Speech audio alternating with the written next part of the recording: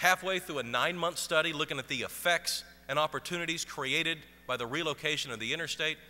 And as you may have noticed, physical construction has already begun. But briefly put, a 4-mile stretch of I-40 is going to be relocated several blocks to the south of the existing I-40 corridor, and it will be replaced with an at-grade boulevard. And we must ensure that this new at-grade boulevard is a special place. We have engaged an inclusive planning committee. They are considering the impact and all of the opportunities created by the relocation of I-40, and we should expect a report at mid-year. The Oklahoma City community offers a wide variety of places to live, and we have got it all. Whether you want urban or suburban or rural, we've got everything you could imagine. And speaking of the suburbs, I want to thank those of you who live in the suburbs for supporting our efforts to revitalize the inner city. Thank you for realizing the importance of a vibrant city core.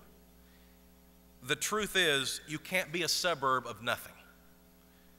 And the quality of life in the suburbs is directly related to the quality of life downtown. We have many of the ingredients for a vibrant downtown already in place, and that benefits people throughout the entire community. We do have our shortcomings, and perhaps the largest, in my view, is the way we treat our mentally ill. Our largest mental health facility is the county jail. Jail should not be the answer to mental health. There's a difference between being a criminal and being sick, and we have chosen to not recognize and not fund the difference. And our lack of concern for the mentally ill plays out not only at the jail, but also in many of our homeless shelters. These homeless shelters are not equipped to handle the issue. And I understand it's more of a state issue than a city issue, but we have funding issues at the jail, and we have funding issues at our homeless shelters. And it's unwise to spend more money at those facilities when we're not addressing the core of the problem. And I'm hoping that 2007 is the year that we truly take on the issue of the lack of funding for mental health. And for the third year in a row, I would like to take time in the State of the City address to discuss the idea of consolidating some of the public safety components of the local government. To refresh your memory, we have 14 fire departments in Oklahoma County. We don't need that many. We have 24 school districts, not schools, school districts serving students that live in Oklahoma City. Now, those are obvious examples of duplication of government. It's inefficient. It is costing the taxpayers in the metro millions of dollars a year. And in 2006, for the second year in a row, your city council placed a higher priority than ever before on street resurfacing. More miles, more lane miles of road are being resurfaced than ever before. And there's several other issues that we're working on down at City Hall. Literacy is taking a higher profile, gang intervention, homelessness, animal welfare, and energy conservation are all the subject of distinct discussion. Well, this past year has witnessed a series of very positive events. I'll mention just a few today. At the state fairgrounds, improvements to our horse show facilities are paying huge dividends.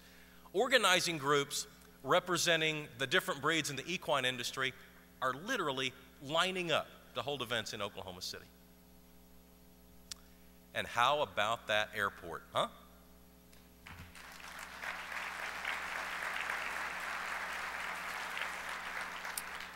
The construction is complete, business is up, we have more direct flights, and now we're starting a construction phase to expand the parking opportunities. Thanks to our state legislature, the Heartland Flyer continues to roll between Oklahoma City and Fort Worth. Yes, let's hear it for. That's a terrific process, and we appreciate our legislature and the governor for working on both of those items. The state's also put considerable money into the land run sculptures. I want to specifically thank all the legislators who are in the room today and the governor for all that they do for us. But those two special items need to be acknowledged by this group of leaders in Oklahoma City because we really appreciate all the work that's done out at the state capitol.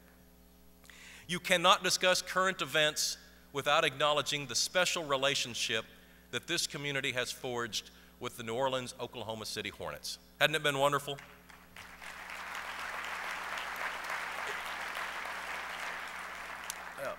being able to experience the NBA has been a great ride, and I think the world understands that we don't want to get off. I will continue to work to ensure that we have our own NBA franchise long term. We don't have immediate answers, but you all have done your part, and the NBA is noticed. In 6 weeks, we will host the largest sporting event in our city's history. In that first full week of March, the Big 12 men's and women's basketball championships will be played downtown in Oklahoma City. The men will play at the Ford Center, and the women will play just 58 steps away at the Cox Center. Now, these events have never been held outside of Dallas and Kansas City. I have personally assured the Big 12 Conference that this will be the best series of championships they have ever had. And to help ensure that, now the men's championship is already sold out, but I urge you to buy tickets and support the women's championships here at the Cox Center. We will be judged as a city by how well we support the women's championships. I am hopeful and I'm confident that we're going to break their attendance records. And when the Big 12 fans come to town, they're going to see 3 relatively brand new hotels downtown. The Colcord opened up recently. The Residence Inn is about to open up along the canal in Bricktown. And 95 years after it first shaped our skyline, the Skirvin Hotel will open its doors.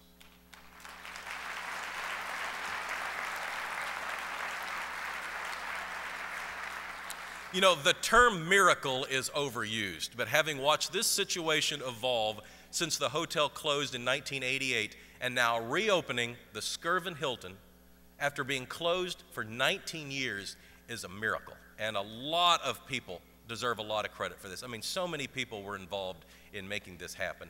I want to specifically thank our city staff for all their hard work in pulling it off. The Skirvin should open here in just a few weeks in time for the Big 12 tournament. Our Oklahoma City Zoo is better than ever, and on March 10th, they're going to open a new large exhibit dedicated to Oklahoma entitled Oklahoma Trails.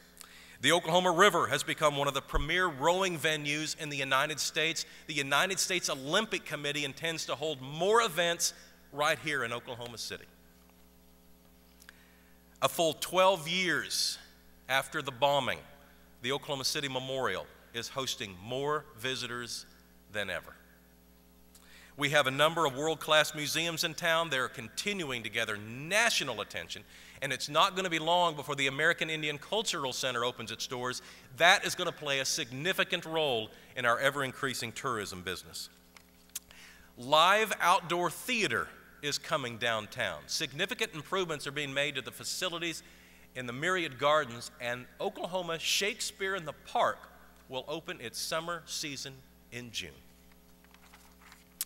But I imagine with all of the things going on, this has slipped your mind. This is proof that time flies. The first MAPS project, the AT&T Bricktown Ballpark, opened in 1998. That means that this is the 10th season for the Red Hawks to play in the new stadium. They're taking great care of the facility. In September, they're going to hold the AAA championship game there again. But you can't look at all of the great events in 2007 and ignore the fact that it's going to be special. I imagine that 2007 is going to be remembered as the year of the state centennial. I don't think there's any question about it. And many of the events that we're going to enjoy have been in the works for years. Blake Wade and Lee Allen Smith know how to throw a party. And in many ways, 2007 is going to be a year-long celebration in this capital city.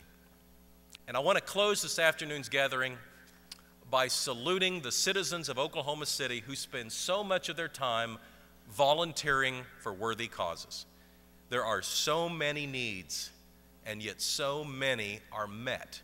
I am continually amazed as mayor at the way this community gives back to the schools, to the churches, to children's causes, to just simply helping out someone in need. It is inspiring to watch. I have heard that the best way to find yourself is to lose yourself in the service of others.